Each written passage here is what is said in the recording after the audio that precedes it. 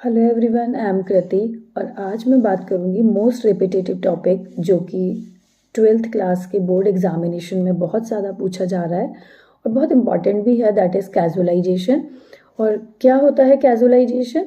It's a workforce that is large percentage of casual workers and their number is trending up.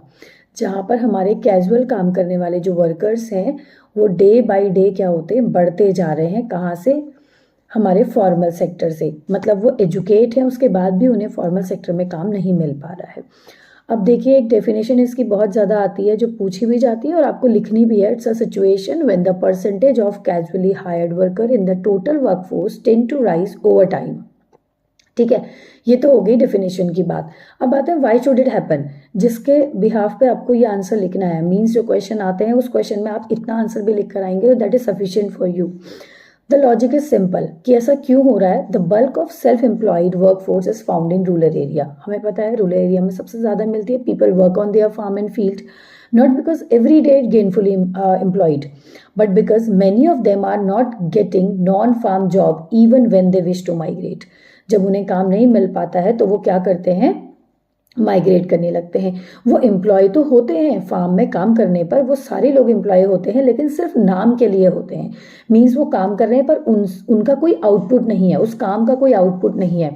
और उसको हम क्या कहते हैं? Disguised unemployment. क्या होता है डिसगाइज्ड अनएम्प्लॉयमेंट? जहाँ पर हमारा एक घर का, हमारा मानो एक फील्ड है, उस फील्ड में हमारे 4 लोग काम कर रहे हैं, घर के 4 मेंबर काम कर रहे हैं।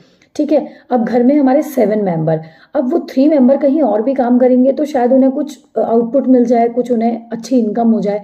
वो क्या कर रहे हैं, वो 3 लोग भी उसी फील्ड में काम कर रहे हैं। अब उस घर में अगर उस पूरे हमारे फील्ड में 7 लोग काम कर रहे हैं तो उनसे हमें आउटपुट कुछ नहीं मिल रहा है, एक्स्ट्रा आउटपुट कुछ नहीं मिल रहा है। अगर उसमें 4 लोग भी काम करेंगे तो उन्हें उतना ही रिजल्ट मिलेगा जितना 7 काम करने वालों का मिल रहा है। तो ये जो 3 एक्स्ट्रा लोग हमारे उसमें आए, इसे हम कहते हैं डिसगाइज्ड अनएम्प्लॉयमेंट। अब वो सारे दिख तो रहे हैं एम्प्लॉय, लेकिन एक्चुअल में वो लोग सारे 3 लोग वो एक्स्ट्रा जो काम कर रहे हैं वो एम्प्लॉय नहीं है। ठीक है, अब ये लोग एक चांस लेते हैं एक अपॉर्चुनिटीज को गेन करने के लिए। तो ये जो मार्जिनल वर्कर है tend to migrate to urban area. ये कहाँ माइग्रेट करने लगता है? Urban area. More they get employ only as the casual worker और द डेली वेजर्स। उनको जो काम मिलता है वो कैसा मिलता है? Daily wages. अब ये तो बात हुई अनस्किल्ड की। अब हम बात करते हैं स्किल्ड वर्कर की। स्किल्ड वर्कर क्या होता है? वो जब अर्बन एरिया में जाता है काम करने तो वो भी क्या करता है? Are to be struggle for regular job. और यही जो हमारा है किसकी वजह से है? Owing to the massive unemployment. जो हमारा रेगुलर अनएम्प्लॉयमेंट होता जा रहा है, लोगों को काम नहीं मिल रहा है, लोग कैपेबल हैं काम करने के, वो चाह रहे हैं, विलिंग टू वर्क, लेकिन उनको काम नहीं मिल पा रहा है। तो कैजुअलाइजेशन क्या है? Is a emerging to be a challenging feature of our workforce.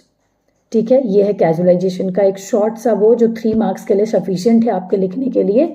और इसमें आपको 3 आउट ऑफ 3 मार्क्स मिलेंगे। अगर इस कैजुअलाइजेशन का कोई भी क्वेश्चन आता है तो आप उसमें लिख के आ सकते हैं। Thank you to all, God bless you.